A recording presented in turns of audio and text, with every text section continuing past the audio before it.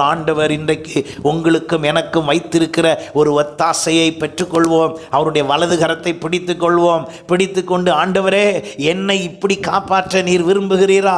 இந்த அளவுக்கு எனக்கு ஒரு வேதனையை தராதபடி, எனக்கு ஒரு அக்கினியும் கந்தகம் எரிகிற கடலிலே தள்ளப்பட்டு அந்த வேதனைக்குள் நான் விழாதபடி நீர் உம்முடைய சரீரத்தில் எல்லா வேதனையும் அடைந்து ரத்தம் சிந்துதலை நீர் செய்து சிலுவையில் வெற்றி சிறந்து என்னை காப்பாற்றி எனக்கு ஒரு நிரந்தர வாழ்வு, ஒரு நித்திய வாழ்வை, நித்திய காலமாய் உம்மோடு இருப்பதை எனக்கு நீர் செய்தீர் என்றால், நீர் எவ்வளவு நல்ல தெய்வம், எவ்வளவு அன்புள்ள தெய்வம். உமக்காக என் வாழ்வை நான் அர்ப்பணிக்கிறேன் என்று எத்தனை பேர் உங்களை நீங்கள் அர்ப்பணிக்க விரும்புகிறீர்கள்? அல்லேலூயா.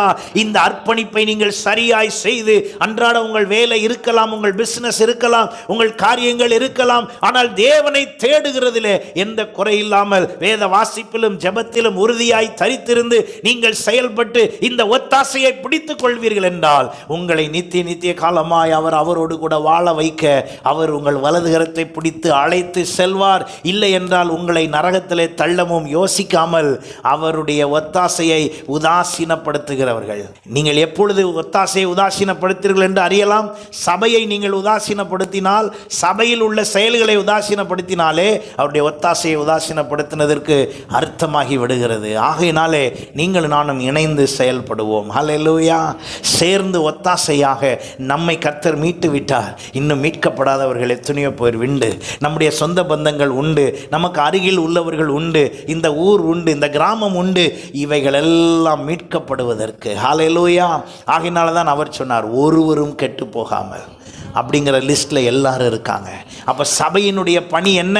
ஆண்டவரே, எனக்கு ஒத்தாசை தந்து விட்டீர். நான் பார்க்கிற அவருக்கு இன்னும் ஒத்தாசை இல்லை, என் சொந்தக்காரனுக்கு ஒத்தாசை இல்லை, என் எதிர் வீட்டுக்காரனுக்கு ஒத்தாசை இல்லை, அவர்களுக்கு ஒத்தாசை தாரும். என் பிள்ளைக்கு ஒத்தாசை தாரும், என் பெற்றோருக்கு ஒத்தாசை தாரும். யாரெல்லாம் இன்னும் உங்கள் குடும்பத்தில் ரட்சிக்கப்படலையோ அத்தனை பேருக்கும் என்ன தேவை?